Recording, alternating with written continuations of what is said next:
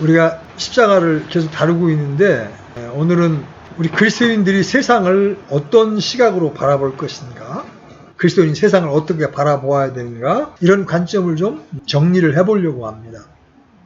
이 문제도 결국은 세상이 나에 대하여 못 박혔고 나도 세상에 대하여 못 박혔느냐는 말씀, 결국 십자가의 말씀과 연결이 되기 때문에 한번 살펴보려고 해요. 먼저 요한복음 17장 16절 먼저 펴봅니다. 요한복음 17장 16절 같이 읽습니다. 시작. 내가 세상에 속하지 아니한 것 같이 그들도 세상에 속하지 아니하나이다. 자, 보세요. 우리는 구원받기 전에 이 세상에 속한 사람들이었습니다. 그죠? 그러나 예수 그리스도로 말미암아 세상에서 불러냄을 받은 사람들이에요. 그리스도는 세상 속에 살지만 세상에 속해서는 안 됩니다.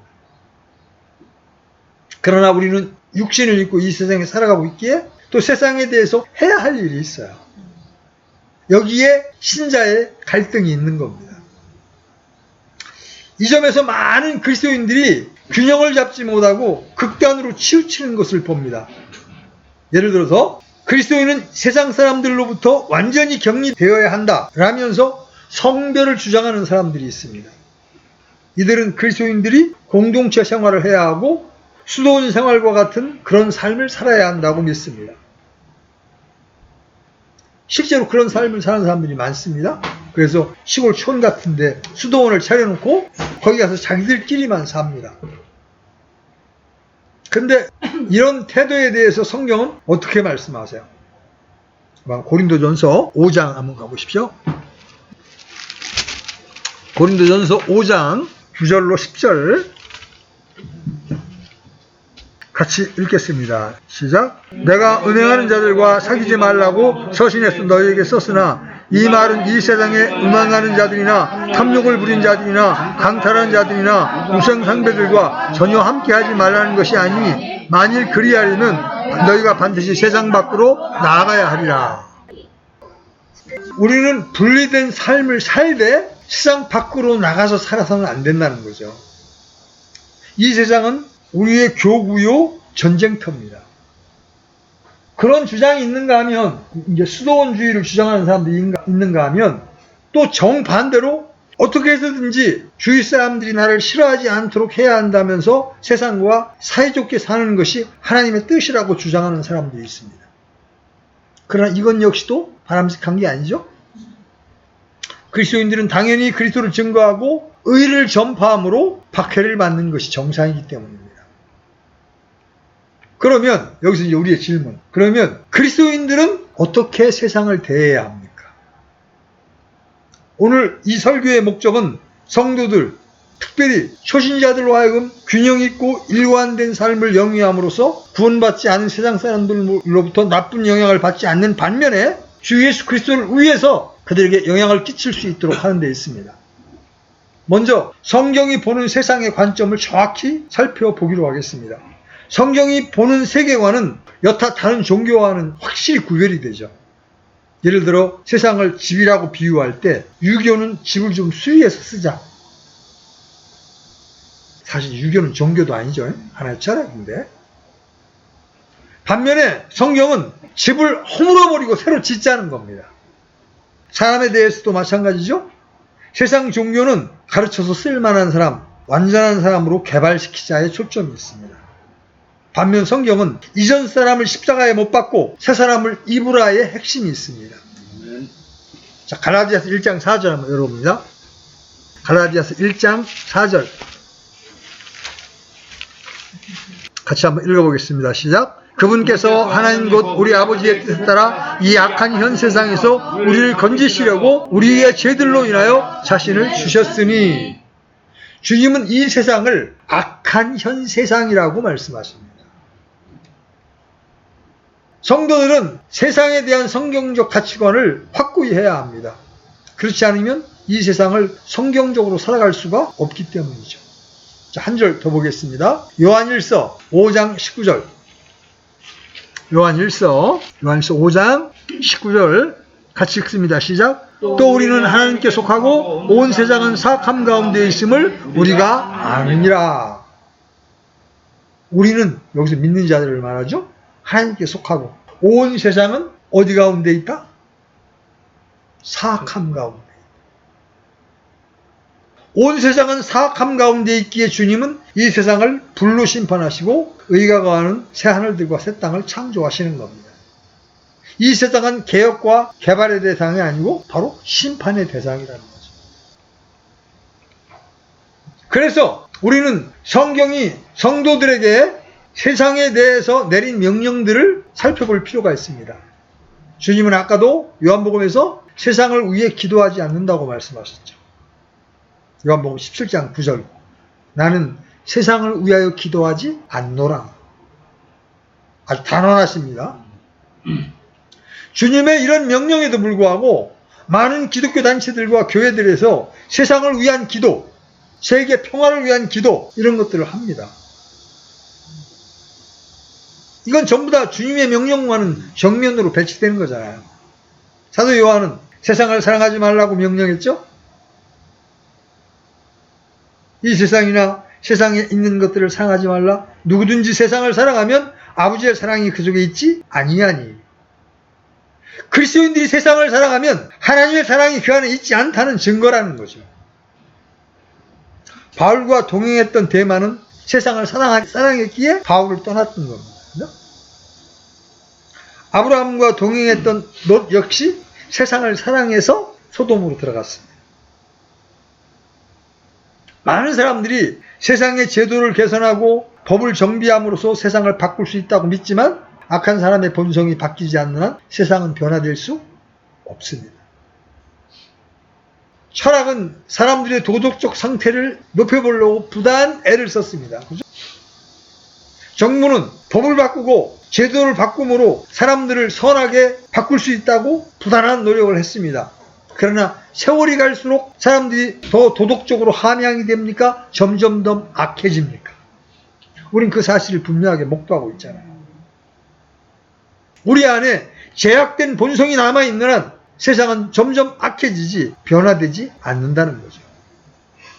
법과 제도의 정비는 나병 환자의 몸에 옷을 갈아입혀보는 것과 마찬가지예요.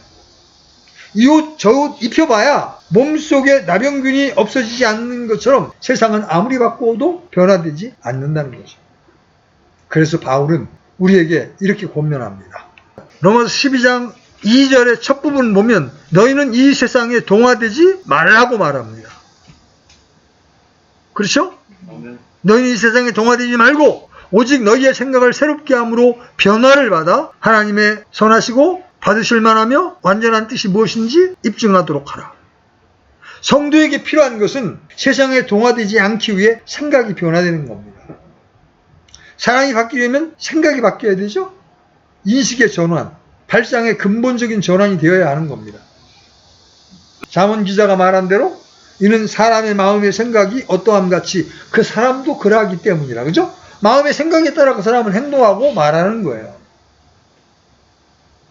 그리스도인이 되고 나서 우리에게 많고 많은 변화가 안팎으로 일어나지만 이 세상을 살아가는데 가장 중요한 변화는, 여기 잘 봐요. 구원받았다고 말하는데 생각이 변화되지 않으면 그 사람은 그 구원을 인정받기 어려운 겁니다. 제가 왜 김주현이한테 아직 침례를 안 주고 있느냐? 생각이 안 바뀌거든요. 입으로는 지적인 동의를 하는데 생각이 안 바뀌는 거예요. 악을 생각하던 이전의 습관이 주의 말씀을 생각하고, 자기만을 생각하던 내가 주님과 이웃을 생각하고, 부정적이던 생각이 매사에 진취적이고 도전적인 생각으로 변화를 받는 것이야말로 진정한 그리스도인이라는 증거가 될 수가 있는 거죠.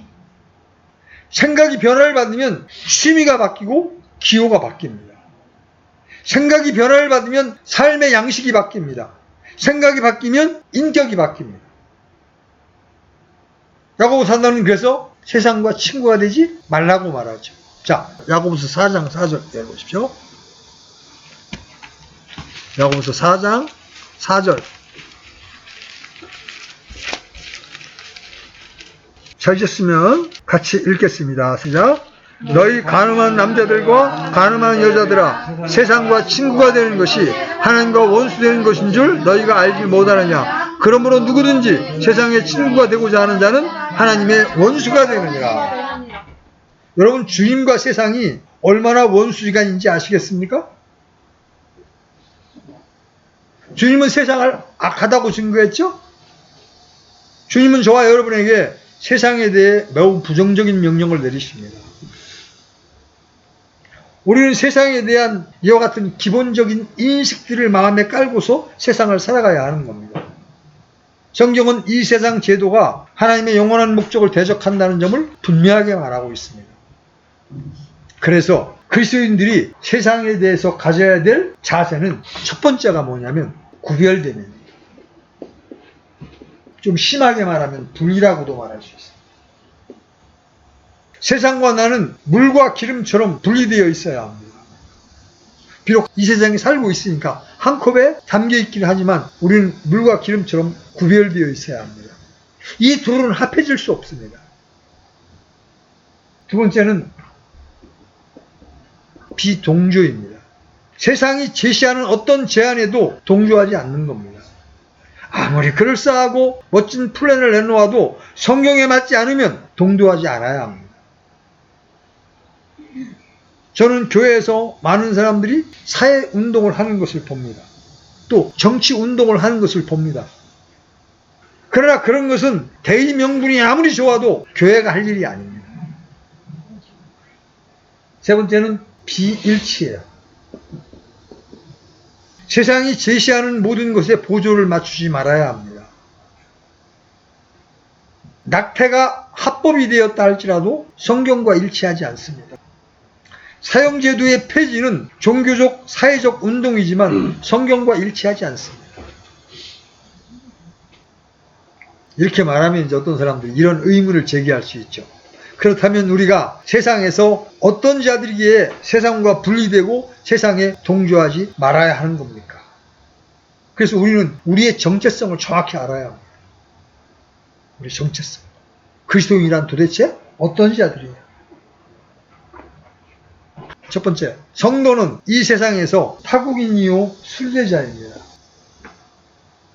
두 구절 살펴보겠습니다. 먼저 히브리서 11장 13절. 히브리서 11장 13절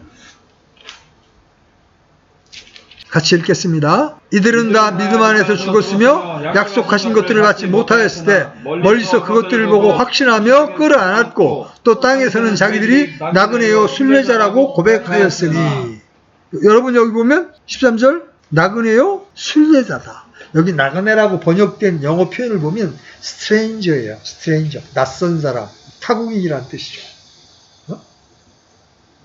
우리의 정체성이 뭐야? 이 세상에서는 타국인이란 얘기예요. 그리고 순례자예요. 그래서 우리 찬송가에도 그런 찬송 있죠?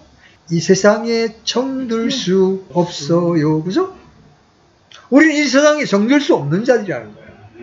자, 우리 베드로전서 2장 11절도 한번 열어봅니다. 베드로전서 2장 11절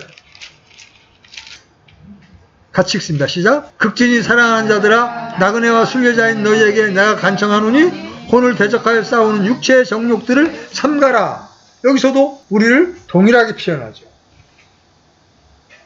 우리는 목적지가 따로 있고 우리의 본향은 저 하늘에 있다는 거야. 이 세상이 우리의 본향이 아니라는 거죠. 그래서 1번의 결론으로 2번이 나옵니다. 성도들의 집은 하늘에 있고 성도들의 생활권도 저 하늘이라는 거죠. 그런지 한번 성경에서 찾아봅니다. 먼저 에베소 2장 6절. 에베소 2장 6절. 같이 읽습니다. 시작. 또 함께 일으키사 그리스도 예수님 안에서 우리를 하늘의 처소들에 함께 앉히셨으니. 자, 우리가 지금 우리의 영적인 존재가 하늘의 처소에 안심받았다면 우리는 지금 하늘 백성이에요. 땅의 백성이에요. 하늘 백성이에요. 그래서 바울은 빌립보서 3장 20절에서 이렇게 말합니다. 빌립보서 3장 20절 열었으면 같이 읽습니다. 시작. 우리의 생활 방식은 하늘에 있으며 거기로부터 또한 우리가 구원자 주 예수 그리스도를 기다리노니. 우리의 생활권, 개혁성경에 시민권이라고 표현되어 있죠. 우리의 시민권이 하늘에 있답니다. 여러분, 긍지를 가져야 합니다. 과거에 그 선진국 사람들은요, 후진국 나라에 가면 굉장히 폼을 잡고 이렇게 뻐겼습니다. 그죠? 미국 사람들이나 영국 사람들이 가난했던 우리나라 오면 아주 어깨가 힘들어갔습니다. 왜? 자기들이 최고의 선진국이라는 자부심이 있었거든? 여러분들이 비록 이 땅에 살고 있지만 여러분은 하늘 시민이라는 거야. 아멘. 여러분, 건강이 좀 연약한 걸로, 물질이 좀 없는 걸로 기죽지 마십시오. 여러분은 하늘의 시민권을 가진 사람들이에요. 아멘. 그래서 세상을 십자가에 못 박고 세상에 의해 십자가에 못 박힌 성도라면 누구라도 이 세상을 내가 영원히 살 곳이라고 생각하지 않을 겁니다. 우리 잠시 잠깐 머물다 가는 거예요. 그리스도와 함께 옛 생명이 죽고 그분의 부활과 함께 일어난 성도라면 주님이 계신 그곳을 사모하고 주님의 오심을 기다리며 살 겁니다. 이것은 특별한 신앙의 표현이 아니라 구원받은 성도의 자연스러운 생활 태도라는 거죠. 구원받은 것이 사건이 아니라 관념이나 지식으로 다가온 사람들은 성경의 기준에 합당한 종교적 행위를 하기 위해 신경을 써야 합니다. 그러나 실제적으로 주님의 보혈을 믿음으로 구원받은 성도들은 저 하늘에 대한 자연스러운 갈망이 있게 되는 겁니다. 저 하늘에 대한 소원은 구원받은 저와 여러분의 본성이 되는 거예요. 세 번째, 성도들에게 이 세상은 구원받지 못한 사람들을 예수 그리스도께 인도하기 위한 선교지입니다. 주님은 남아있는 제자들에게 어떻게 말씀하셔? 오직 성령께서 너희에게 임하신 후에 너희가 권능을 받고 예루살렘과 온 유다와 사마리아와 땅의 맨 끝지역까지 이르러 내 증인이 되리라. 이렇게 말씀하셨죠? 마태복음에서도 마찬가지죠? 예수님께서 그들에게 나와 말씀하시되 아버지께서 하늘과 땅에 있는 모든 권능을 내게 주셨느니라. 그러므로 너희는 가서 모든 민족들을 가르치고 아버지와 아들과 성령의 이름으로 그들에게 침례를 주며 내가 너희에게 명령한 모든 것을 가르쳐 지키게 하라. 볼지어다 세상 끝날까지 내가 항상 너희와 함께 있으리라. 이 세상은 우리의 일터예요. 일터. 단순히 봉급받기 위한 일터가 아니라 사람들을 그리스도께 인도해 오기 위한 일터라는 거죠. 그래서 우리는 세상에 나가서 혼들을 이겨와야 합니다. 부지런히 수고하고 애써야 합니다. 농부가 밭을 돌보지 않는다면 수확을 얻을 수 없듯이 그리스도인들이 세상에 나가지 않는다면 혼들을 이겨올 수 없는 거예요. 근데 안타깝게도 이 일터가 그냥 밭이나 논과 같은 일터가 아니라 전쟁터야. 그러다 보니까 핍박을 받고 오해를 받게 되니까 우리는 자꾸 입을 다물게 돼요. 성도는 자신의 믿음을 지켜야 하는 동시에 싸워서 승리해야 합니다. 우리의 싸움은 혈과 육의 싸움이 아닙니다. 기도로 시작해야 하고 하나님 복음의 문을 열어주시옵소서. 하나님 저 영혼의 마음을 열어주셔서 언젠가 자연스럽게 복음을 교제할 수 있는 기회를 얻기를 원합니다. 주님은 우리에게 승리를 약속하셨죠? 믿음으로 어린 양의 피로 세상을 이길 것을 명령하셨습니다. 대신에 유의해야 될 게 있습니다. 성도는 세상 사람들에게 어떻게 비춰져야 합니까? 성도는 성경을 보지만 세상 사람들은 성도들을 본다는 거예요. 그들은 성경 아무리 줘도 읽으라도 안 읽습니다. 우리는 성경을 읽지만 그들은 성경을 읽지 않아요. 대신에 그들은 우리를 읽고 있는 겁니다. 우리의 모습을 통하여 하나님을 한번 가림해 보려고 한다는 거예요. 그래서 성도의 생활은 세상으로부터 성별되어야 하고 행동 또한 그들에게 성경적으로 비추어져야 합니다. 세상 사람들은 성경을 모른다 해도 성경적인 사람과 그렇지 않은 사람을 판별해내는 특이한 능력을 가지고 있습니다.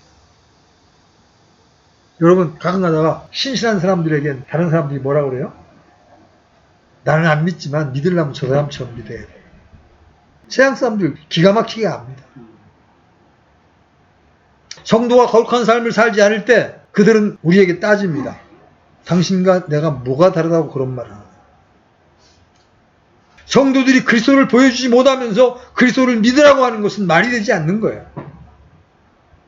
그렇다고 해서 너무 과도하게 특이하게 자신의 믿음을 보여주려고 하다가 사임이나 광신자로 비춰져서도 안 되는 겁니다.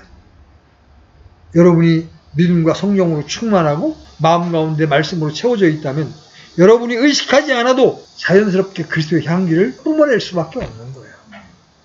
성도들은 모든 면에서 개방적이고 정직하게 비춰져야 합니다. 자, 로마서 12장 17절. 로마서 12장 17절. 같이 읽겠습니다. 시작. 아무에게도 악을 악으로 갚지 말고 모든 사람의 눈앞에서 정직한 일들을 예비하라. 여기 정직이라는 단어에 여러분들이 주목해 보십시오. 바울은 고린도후서 8장 21절에서 주의 눈앞에서 뿐 아니라 사람들의 눈앞에서도 정직한 일들을 예비하려 함이라 이렇게 말합니다. 여러분, 사람들 앞에서 가장 강력하게 어필하는 것이 정직입니다. 지금 속고 속이는 시대잖아요. 그래서 사람들은 정직에 목말라 있습니다. 그래서 정직은 사람들에게 다른 무엇보다도 깊은 감동을 주고 사람을 달리 보이게 만드는 겁니다. 오늘날 교회와 성도들이 세상에서 맛을 잃은 소금처럼 되어버린 가장 큰 원인은 정직하지 못한 겁니다.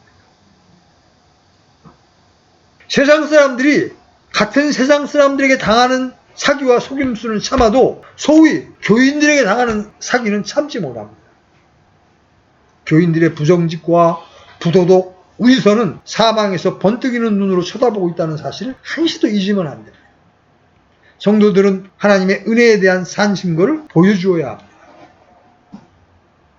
빌립보서 2장 14절로 15절 보십시오. 빌립보서 2장 14절로 15절. 자, 찾으셨으면 같이 읽겠습니다. 시작. 모든 일을 불평이나 시비가 없이 할지니 이것은 너희가 흠이 없고 무해한 자 곧 구부러지고 비뚤어진 민족 가운데에서 책망받을 것이 없는 하나님의 아들들이 되게 하려 함이라. 그 민족들 가운데에서 너희가 세상에서 빛들로 빛나며. 성도가요, 단지 교회 내에서 예배만 보고 집에서 성경을 읽고 기도하는 일만이 전부라면 전혀 힘들지도 어렵지도 않을 겁니다. 그러나 성도가 살아가는 동안 세상에서 내 몸을 통해 하나님과 그분의 말씀을 선포해야 하는데 어려움이 있는 거예요. 이를 위해 우리는 늘 성령으로 충만해야 합니다. 주님의 은혜가 나를 다스리지 않는다면 나는 도저히 다른 사람과 차별된 정직한 삶을 보여줄 수 없는 거예요. 그리스도인이라고 욕심이 없나요? 안목에 정욕이 없나요? 다 있잖아요. 그걸 이길 수 있는 힘이 어디서 나옵니까? 여러분의 의지만으로 가능합니까? 아닙니다. 하나님의 은혜가 여러분의 마음을 지배할 때, 그리고 내가 하늘 백성이고 나의 이 땅에서 삶이 하나님께 계수되고 있고 하나님이 내게 주실 보상이 있다는 것을 여러분들이 정확하게 믿게 되었을 때 여러분 이 세상의 것들을 놓을 수가 있는 거예요. 여러분 성령의 충만이 없으면 설령 보여줄 수 있는 것이 있다 해도 얼마나 지속될 수가 있습니까? 며칠이나 지속될 수가 있습니다. 성도는 그래서 모든 면에서 성장해야 합니다. 하나님의 말씀대로 선하고 의롭고 경건하게 사는 것이 자연스러운 삶의 방식이 되어야 합니다. 그렇지 않으면 위선이 될 수밖에 없어요.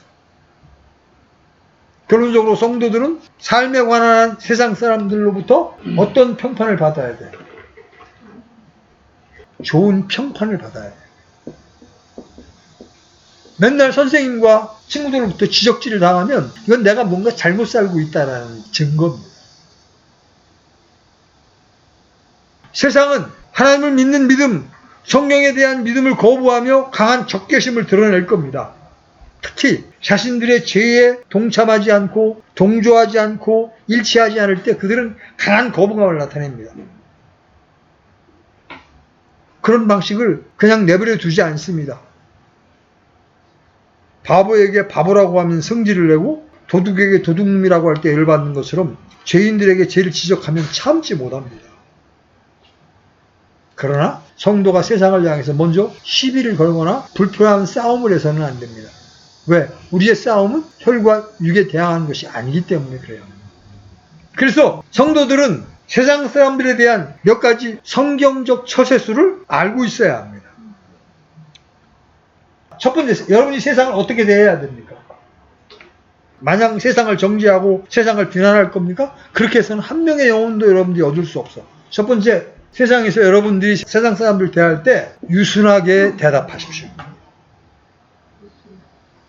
가능한 한 언제든 싸움을 피하십시오. 자, 잠언 15장 1절. 잠언 15장 1절.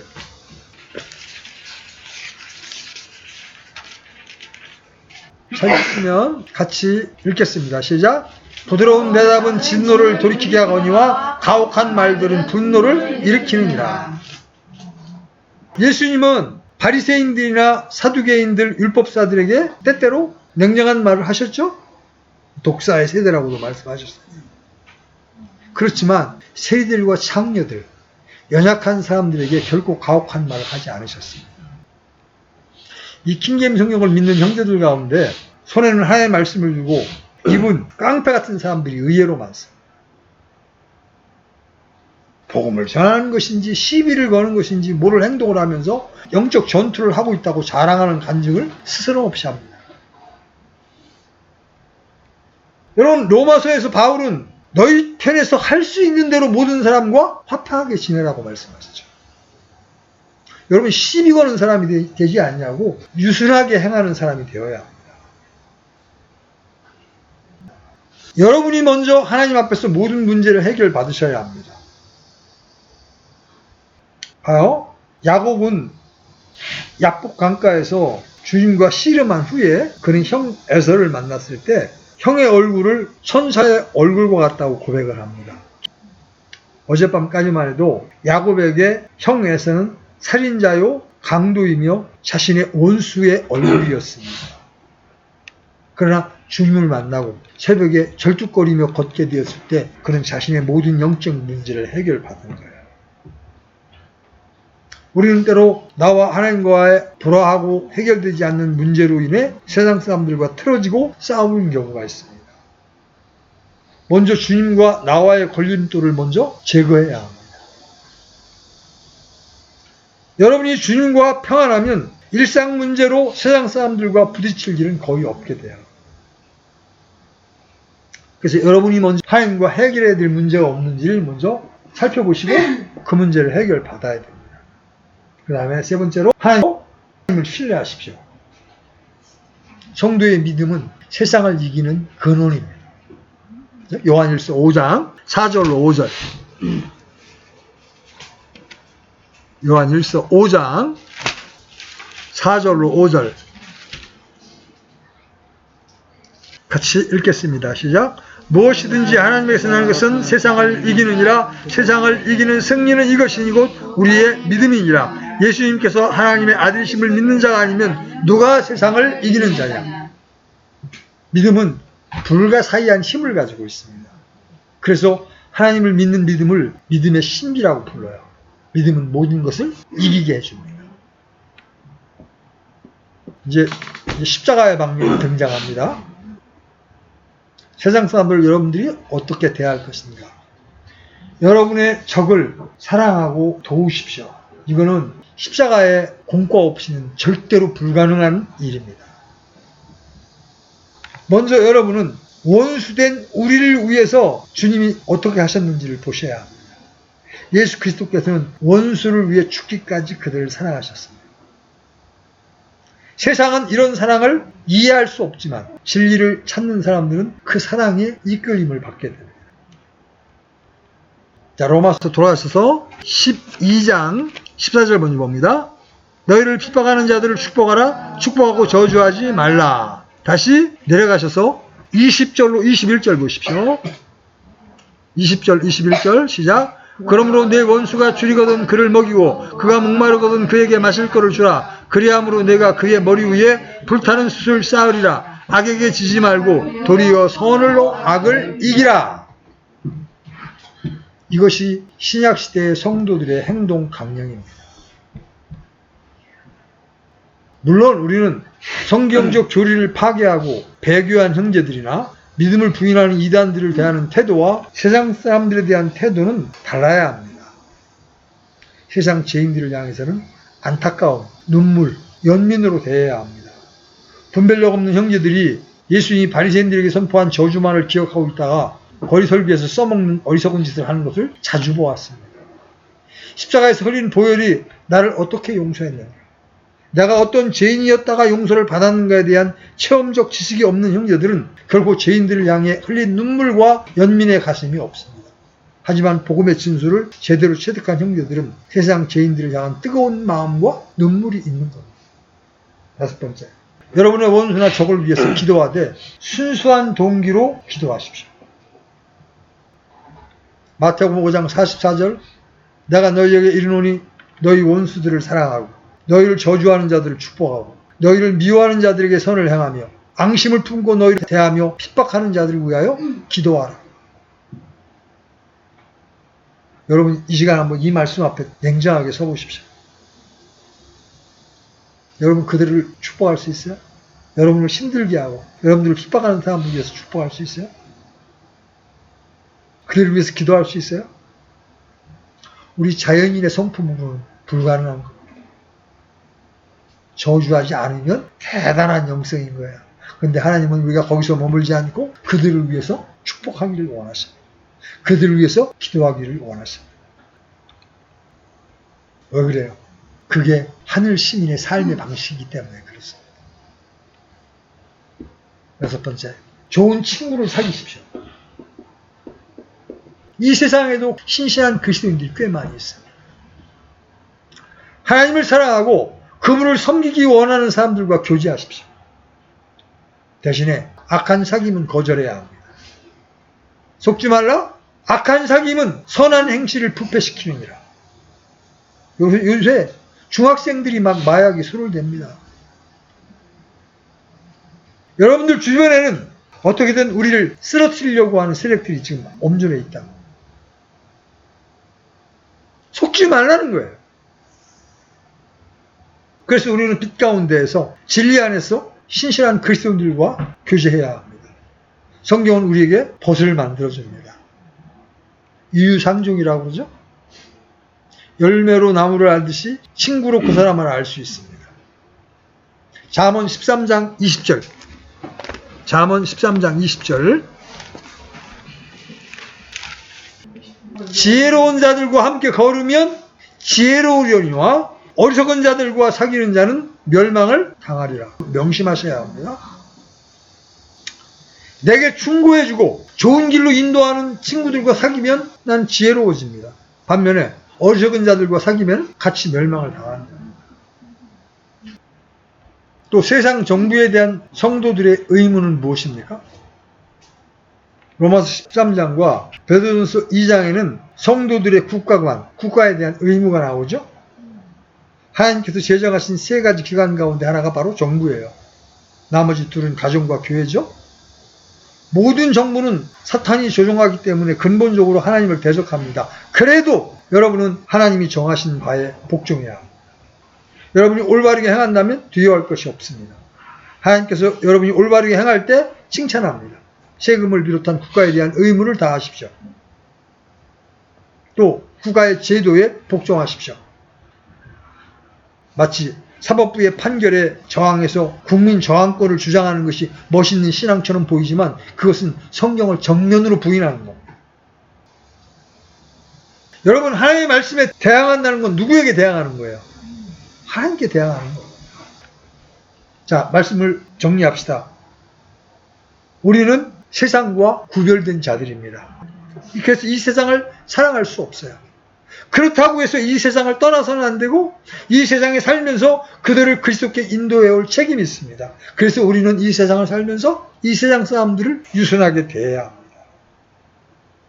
그리고 우리를 핍박하는 자들을 위해서도 축복하고 기도할 수 있어야 합니다. 이것은 우리의 능으로 불가능하기 때문에 우리는 끊임없이 성령의 충만을 구해야 하고 하나님의 은혜를 사모해야 합니다. 그래서 우리가 이 세상에 살되 이 세상에 속하지 아니하고 하늘의 생활 방식으로 살아가고 있을 때 세상 사람들은 우리를 통하여 하나님과 예수 그리스도를 발견할 수 있게 되는 겁니다. 우리는 이 땅에 그리스도의 대사로 파견을 받은 사람들이란 말이죠. 우리 모두가 그런 신앙으로 이 세상을 바라보면서 살아갈 수 있게 되기를 바랍니다. 아멘.